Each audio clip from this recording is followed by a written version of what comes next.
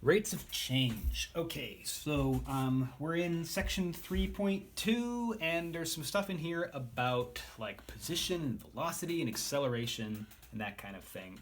So let's talk about linear motion. The idea of linear motion is you have some object or particle or thing, which you're going to basically think of it as a point, moving back and forth along a straight line. So we're not talking about going around in circles. Bleh. We're not talking about going around in circles or kind of turning left and right or whatever, just something moving back and forth along a line. And its position will be measured along that line in feet. So there'll be some location that's kind of designated as position 0, and then you've got 1, 2, and etc. And those positions would be measured from the starting position or the 0 position, which is often the starting position.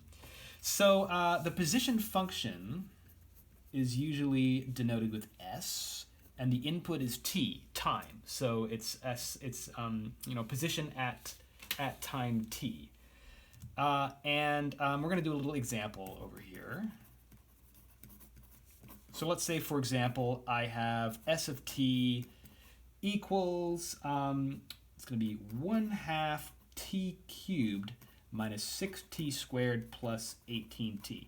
We're going with a polynomial function that describes the position at time t. And let's say this is, we're considering this to be valid for times between 0 and 8 seconds. Okay, so t is in seconds, and our position output is in feet. All right, so the rate of change in position would be the derivative of that. That would be velocity.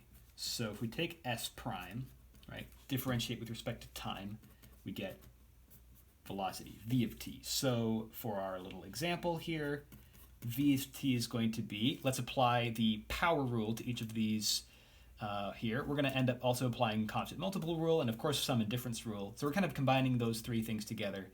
1/2 times 3 is 3/2, and then we reduce the power by 1 to 2.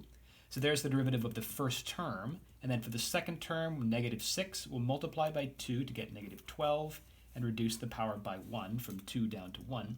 And then for the third term, 18 times 1, I guess, is just 18. Reduce that power from 1 down to 0, and t to the power 0 would be nothing, or would be equal to 1, not nothing. So I'm not going to write it. Times 1. So there's our velocity. And now we're talking about something which is measured in feet per second. Okay. And so then we can talk about velocity, and positive velocity is going to mean moving forwards, and negative velocity would mean moving backwards. All right. So we've got positive position. You could have negative position if you're just behind the starting point instead of in front of it.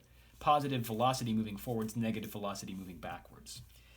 So then we have acceleration. Acceleration is the rate of change in velocity. So we're going to take the derivative of velocity, which means we'll technically be doing the derivative of position. So this introduces the idea of higher order derivatives. And higher order derivatives would be derivatives of derivatives. So what's the rate of change in the rate of change? How fast is the rate of change changing? That kind of thing. So in this instance, acceleration is the rate of change in velocity, which is already a rate of change in position.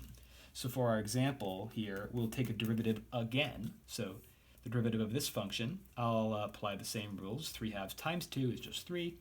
Reduce that from 2 down to 1. And then the derivative of -12t will be -12 times t to the 0.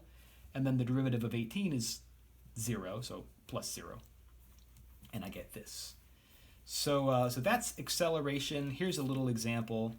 Technically, this continues. The next derivative here is called jerk. And so I can do this. It's a derivative, third derivative of position, second derivative of velocity. It's a first derivative of acceleration, and it's called jerk. And it's basically a rate of change in acceleration. And this goes on forever, technically. You can keep doing derivatives, and you get finer and finer descriptions of motion of an object. And somewhere down here, scientists got really silly and decided to name to name the derivatives Snap. There's one called Snap. And then the derivative of Snap is Crackle. And the derivative of Crackle is, yes, it really is Pop. And that is a thing. Some scientists decided to get silly.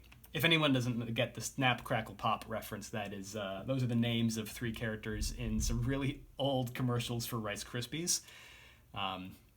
So, yeah. Anyway, in the next video, we're going to take this example and play with it a little bit and ask some interesting questions.